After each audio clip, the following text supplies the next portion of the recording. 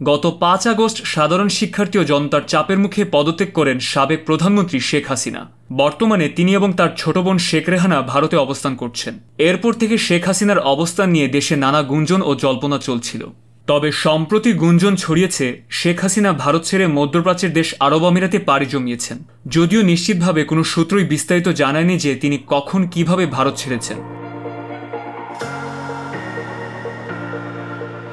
এই গুঞ্জনকে কেন্দ্র করে বিভিন্ন মহলে নতুন করে চর্চা শুরু হলে বিষয়টি নিয়ে অবশেষে মুখ খুলেছেন শেখ হাসিনার পুত্র সজীব ওয়াজেদ জয়। দেশের একটি বেসরকারি টেলিভিশন চ্যানেলের সঙ্গে সোমবার রাতে আলাপকালে সজীব ওয়াজেদ জানান, শেখ হাসিনা ভারত ছেড়ে গেছেন বলে যে খবরটি ছড়িয়েছে তা সঠিক নয়। তিনি বলেন, আমার মা এখনও ভারতে অবস্থান করছেন, তার ভারত ছাড়ার কোনো পরিকল্পনাও নেই।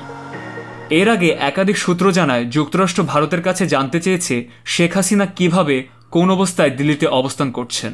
জবাবে ভারত বলেছে খুব স্বল্প সময়ের মধ্যেই মধ্যপ্রাচ্যের কোনো একটি দেশে তিনি চলে যাবেন। তবে এ নিয়ে ওয়াশিংটন বা দিল্লি প্রকাশ্যে কোনো মন্তব্য করেনি। এদিকে আন্তর্জাতিক কূটনীতিক মহলে আওয়ামী লীগ সভাপতি শেখ হাসিনার দিল্লিতে অবস্থান নিয়ে ভারতের মোদী সরকারকে দেশের ভেতরে এবং বাহিরে যথেষ্ট চাপের মুখে পড়তে হচ্ছে। এই নিয়ে মোদী সরকারকে বিব্রতকর অবস্থার মধ্যে দিয়ে যেতে হচ্ছে বলে বেশ কিছু আন্তর্জাতিক গণমাধ্যম জানায়।